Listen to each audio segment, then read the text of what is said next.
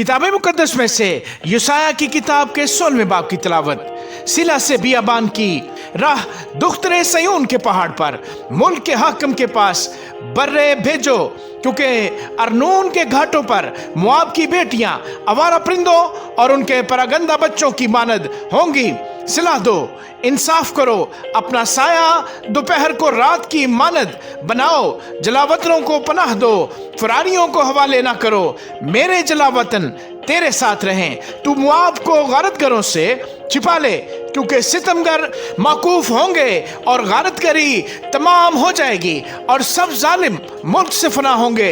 यूं तख्त रहमत से कायम होगा और एक शख्स रास्ते से दाऊद के खेमा में उस पर जलूस फरमाकर अदल की पैरवी करेगा और रास्तबाजी पर मुस्तैद रहेगा।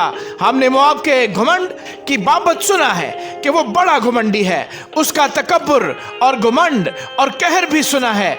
उसकी शेखी हेच है, सो मुआब वावेला करेगा, मुआब के लिए हर एक वावेला करेगा। कीरे हरासत की किशमिश की टिक्कियों पर तुम सख्त बहाली में मातम करोगे, क्योंकि हसबून के खेत सूख गए। कौमों के सरदारों ने सिबमाव की ताक की बेहतरीन शाखों को तोड़ डाला। वो यजीर तक बढ़ी, वो जंगल में भी फैली, उसकी शाखें दूर तक फैल गईं। वो दरिया पार गुजरी, पस में यजीर के आहुनाला से सिबमा की ताक के लिए जारी करूंगा। ऐ हसबून, ऐ अलियाले, मैं तुझे अपने आंसुओं से तर कर दूंगा, क्योंकि तेरे अयामे गर्मी के मेवों और गल्ला की फसल को गोगाए जंग ने आ लिया और शादमानी छीन ली गई और हरे भरे खेतों की खुशी जाती रही और पाकिस्तानों में गाना और ललकारना बंद हो जाएगा। पामाल करने वाले अंगूरों को फिर हौजों में पामाल न करेंगे।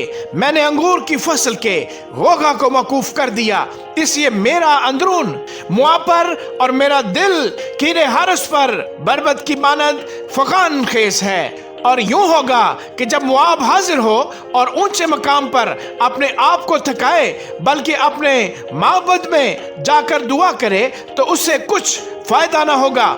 ये वो कलाम है जो खुदावंद ने मुआब के हक में ज़माना माजी में फरमाया था, पर अब खुदावंद यूं फरमाता है कि 3 बरस के अंदर जो मजदूरों के बरसों की मानद हो, मुआब की शौकत उसके तमाम लश्करों समेत हकीर हो जाएगी और बहुत थोड़े बाकी बचेंगे और वो किसी हिसाब में ना होंगे। आमीन।